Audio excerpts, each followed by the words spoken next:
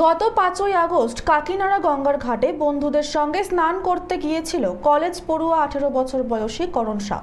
কাকিনাড়া মাদ্রালের বাসিন্দা করণ সাউ তার বন্ধুদের সঙ্গে গঙ্গায় স্নান করতে গিয়ে গঙ্গার জলে তলিয়ে যায় বলে তার বাবা জানায়। তারপর থেকে আজ পর্যন্ত করণ সাউকে আর খুঁজে পাওয়া যায়নি।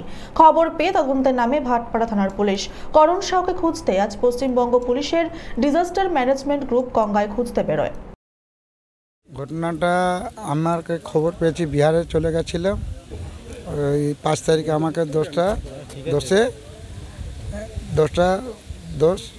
মধ্যে খবর পেয়েছি কি তোমার ছেলে গঙ্গাতে ডুবে গেছে। কোন ঘাট? কাকিনাড়া ঘাটে, ভাটপাড়ার মধ্যে। তারপরে তো আমি এখানে নেই। তারপরে আমার পিছনে ওরা যে সরকারি আছে বিমানগুলো, ওরা এসছে 5 তারিখেও কাজ করেছে, 6 তারিখেও এসছে। উনি ডুবুরি জলের তলা যে যায় সেটা যায়নি, উপরে যারা ঘুরে বোট নিয়ে ঘুরছে, এখনো খোঁজ পাওয়া যায়নি। কি মনে করছেন? হ্যাঁ, কি মনে করছেন কি হতে পারে? এইবার আমার কপালে যা হবে, এখন কি ভাববো আমি? ডিজাস্টার ম্যানেজমেন্ট কি ডিজাস্টার ম্যানেজমেন্ট তো আমি বলতে পারবো না।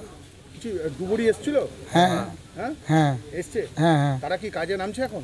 কাজে এখন নামছে। তাহলে কালকে করেছে, পরশু দিন করেছে ওরা। ডুবুরিরা কালকেও করেছে, পরশু? হ্যাঁ হ্যাঁ, দুদিন কিন্তু করেছে, বোট আজকেও চালাচ্ছে এসেছে। এখনো ছেলে তো পাননি এখনো পর্যন্ত। না, পাইনি।